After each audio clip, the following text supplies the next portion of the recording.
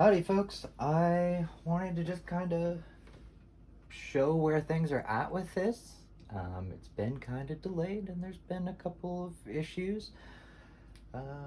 Pain really gets in the way of doing anything you want to do, whether it's fun, not fun, to live, anything. It will really stop you right in your tracks. And whether it's physical pain or psychological pain or both, they sometimes get to each other. Yeah, they're a pain in the ass. So, this is why this has been apart for 2 months and why it's not anywhere near quite where I want it yet.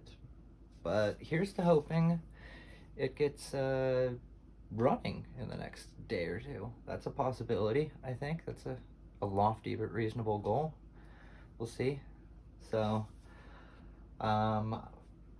big kind of issue that's really stopped me in my tracks is the EK products I have chosen to use and kind of boxed myself in with, just simply due to the sheer investment of them and the return period passing. I mean, I guess I could flip them, but I don't know yet of a better option. I will be upfront. The Lee & Lee case, the 011, is a very, very clear-cut, good option if you're trying to build a big custom loop and fit a whole bunch of fans and whatnot in there. But that was never what I was trying to do. I was not trying to do something that someone else had already done. So that is why I looked for alternatives, and I ended up going with this Fractal Define 7XL. In theory, I thought it is such a big case. Like, it could fit the NZXT H710i I had before inside of it. Seriously. And then some. The dog sat in it. I didn't get a picture because she got out too quickly, but she went and sat in it for a second. I know, weird. It's not that big. It happened. But there are complications. And I'm frustrated because EK has been such a fantastic company in the past, and a lot of their products are really awesome and their support is really awesome. But my first issue started when I removed this pump from the first case. And if I can find it, this one has one too, but it hasn't done the same thing.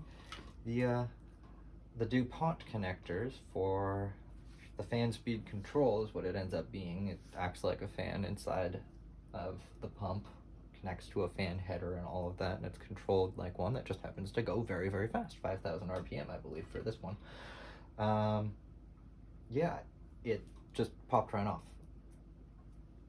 It's pretty weird, and it's not like I was yanking on the wires to pull it off, and even if I was, like, it should remain intact at that point. It's when you pay that much for something that assumes it's such high quality, you should get that experience. So I give serious points to EK for sending me the wiring schematic to put it back together.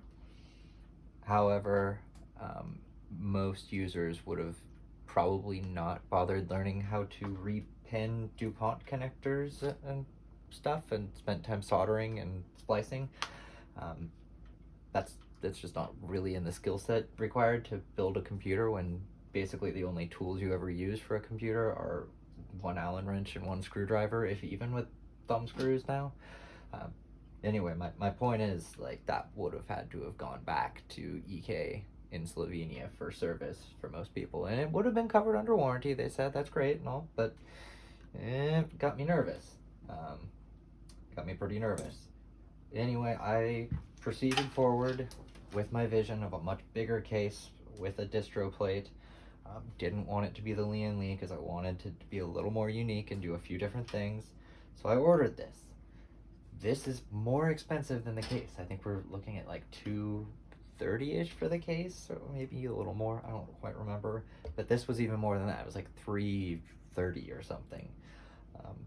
So you expect a really, really good product. Well, the instructions don't tell you anything. They vaguely point to, hey, put screws in here. Well, I would like to draw your attention. I've put standoffs on most of the places you can put screws. There's another one there, and there's another one there, and Yeah, there's another one there. So, oh, and there. There's a lot of places you can put screws. The directions don't explain why. There's no brackets or anything. And then as you can see, there's a lot of holes. And then you can figure out more or less where it goes. But with such a big case, you then run into the problem that you cannot do a radiator and fans on this side of the setup. They're too big where it's supposed to go. There's a door, and there's more to the case, it's fine, it's not a big deal, but you would have to then put your fans or radiator on this side. Well, that renders a push-pull impossible, even with these thinner fans. That didn't sit right with me. Like, this case is enormous, you could park a bus in here. Why in the world would I not be able to do a push-pull with a thin radiator and thin fans? Didn't like that. And I didn't really like the response I got from EK on that either, which was, well, we never said it could. Okay, that's nice. You didn't really specify what it could do, and your instructions don't really help at all either. So I'll leave that be. Generally, they're great. It is humans on the other side, so some people are going to be fantastic, and some are going to mail it in. It was on a Friday, I'll give them that. But I digress. Using all of these holes, I've kind of concluded I could pretty easily mount it over here, which will make room for what I want to do here. And then I can have my push-pull by putting these on the outside. Or if I end up getting a customized front for it, I can then do RGB fans there. Great. Figured it out, I think. My other thought is that distro plates, I thought they were designed to make it very easy so that things just go over and land straightforward. That's really not the case. These don't line up at all, no matter where I put it. Even if I put it in the specified location, they don't go straight over to either of those. And I don't know if that's... I don't know what to say about that. Like, I don't need it to be perfectly straightforward and all that. I will bend it accordingly and use fittings and all of that, but it's almost like there's no benefit. So that was a little frustrating. I would have gone with a more simple reservoir without all the holes and things to worry about. And again, the instructions just do not tell you how anything works. They suggest things, but if I understood the flow better, which I'm gonna have to research, like, what does this hole do? Why is it one strip here, but this one goes like this? I'm gonna have to look into that. And I can get creative there. And I'm not worried about that, but I just feel like there should be better instruction and better support on that. So finally, the last frustration I had was the case when it was explained with this, and I think Fractal did this too, just said the size of the radiator you could fit in here. That's fine. So I ordered that. It's a 280. I forget how thick it is. I could measure. Let's see. It comes out to be about 42-ish millimeters. And once you obviously put fans on there and a cover, because you kind of want a cover if you have spinning things down there, it fits height-wise. But when I got the power supply in there, and this isn't a super beefy power supply, it's 1,000 watts, sure, like you're gonna need that if you're doing a bigger system and doing what I'm about to do, which we'll find out later. There was no room for the cables to come out, and it's only because I ordered these cable mod cables that flex really well, unlike the ones, I mean, I can't blame EVGA for having, you know, solid cables, but they don't flex. There was no room to do what they said it would do on the site. So that really has annoyed me and stumped me in kind of what I'm doing here.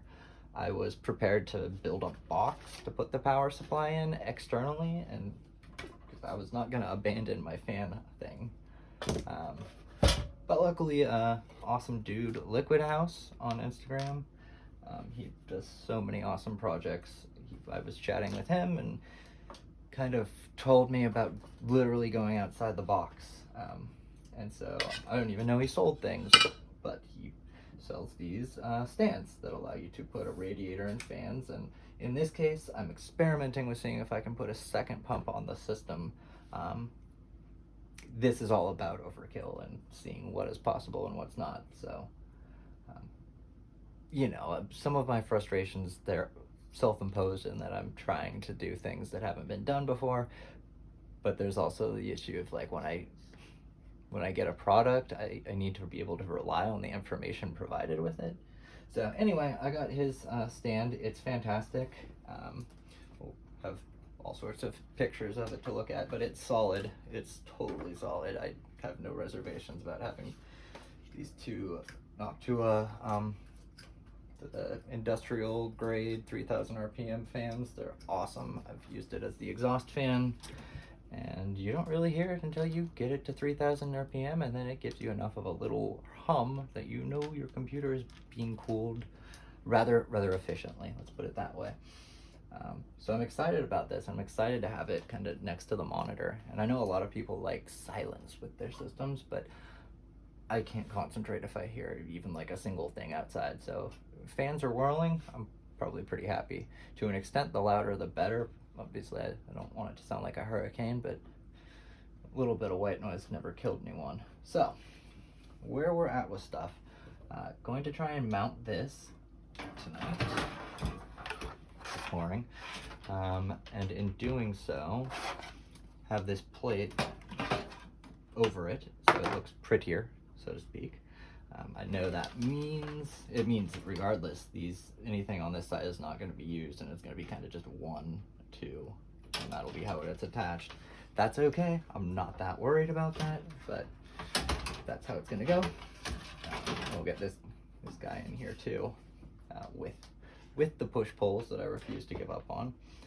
Let's not forget there's a very thick boy up here as well with a push pole, and there's a very good chance I'm going to add another radiator here.